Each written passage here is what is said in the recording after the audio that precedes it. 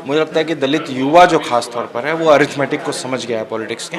तो जाहिर सी होगा योगी आदित्यनाथ को क्या पता सामाजिक न्याय क्या होता है। कभी स्कूल गए होते, मठों में घूमने वाले देश पे न्याय नहीं कर सकते। इनकी जो पूरी इमारत है आरएसएस और भाजपा की, वो दलित उत्पीड़न, आदिवासी उत्पीड़न, पिछड़े उत्पीड़न पे बनी है।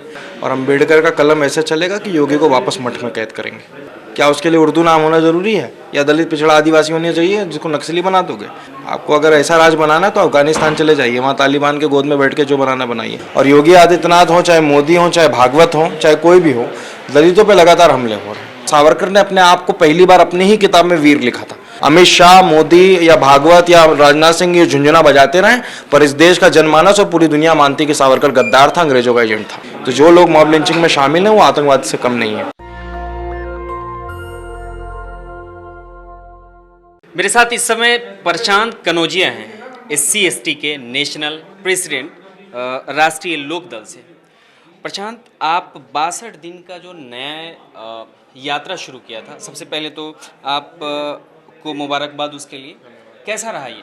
देखिए, यात्रा तो बहुत अच्छी थी। सहारनपुर से शुरू करके हमने आगरा में ख़त्म किया, और ख़त्म भी किया मान्यवर कांशीराम जी की जो पुण्यतिथि थी उस पर ख़त्म किया। और सिर्फ इसी तरह नहीं ख़त्म किया, उस दिन एक योजना का भी ऐलान किया कि अगर हमारी सरकार बनती है, हुकूमत में अगर हम आते हैं, तो जो शहरी श्रमिक लोग हैं उनकी इनकम को सुनिश्चित किया जाएगा, क्योंकि उनमें सबसे ज़्यादा दलित, पिछड़े, आदिवासी वर्ग से लोग आते हैं।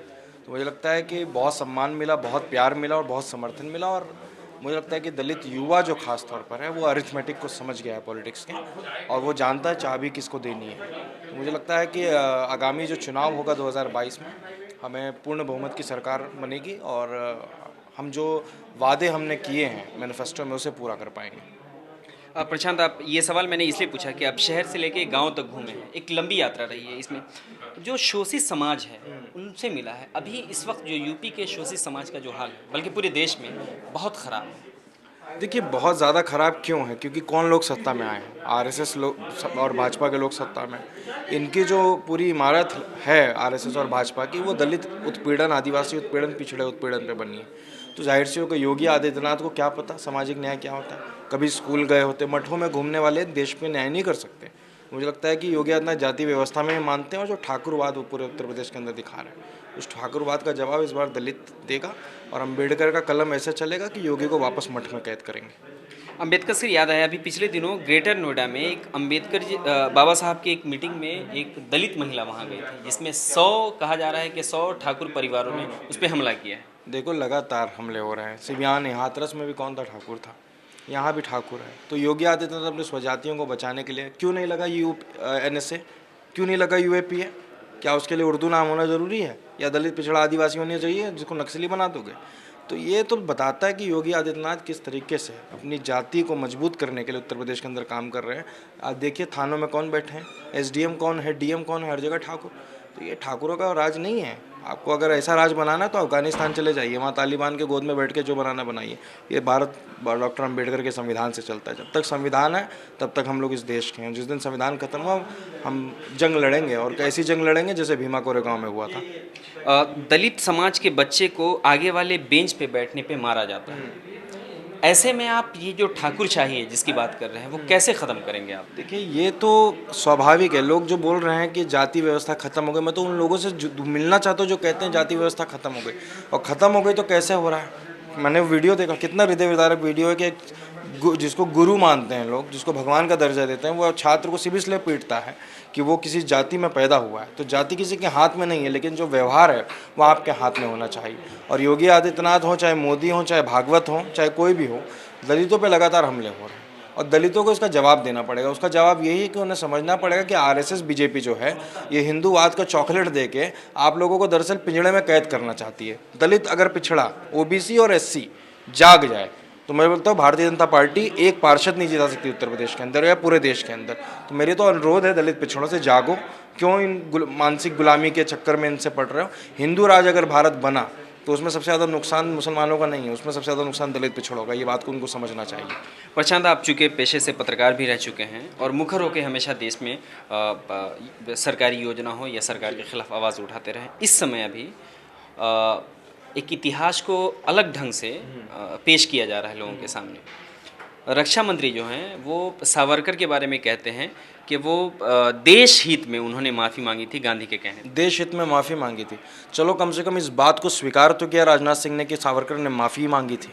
अभी तक तो वो कह रहे थे ऐसा कुछ नहीं है, लेकिन अब तो एक कम से कम इस बात को स्वीकार कर लो। आधा सत्य तो राजनाथ सिंह ने कह दिया कि माफ़ी मांगी थी।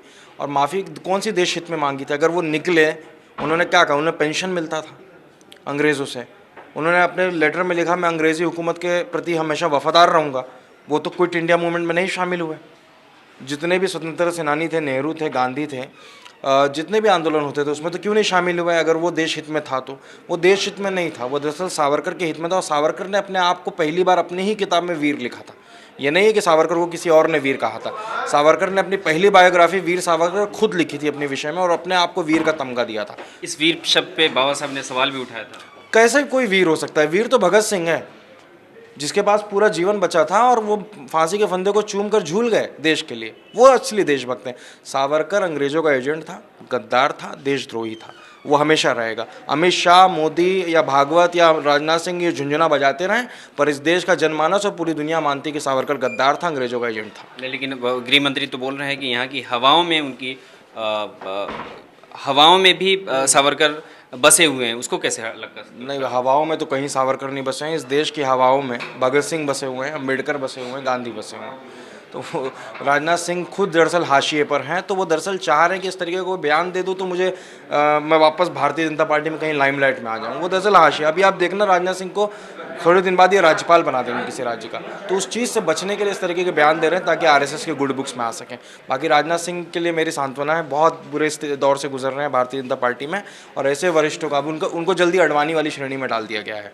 आखिरी सवाल, अभी इस वक्त चूँकि दलित SC/ST सेल के आप नेशनल प्रेसिडेंट हैं, राष्ट्रीय, पूरे देश में मॉब लिंचिंग को लेकर एक बहुत बड़ा सवाल है। चाहे वो दलित हो, मुसलमान हो, ऐसे जो भी हैं उनको लेकर बहुत बड़ा सवाल है। ये कल्चर है। जब से भाजपा सरकार सत्ता में आई है, कल्चर को डेवलप किया गया कि मॉब लिंचिंग कर दो, कुछ नहीं होगा, भीड़ का कोई चेहरा नहीं होता।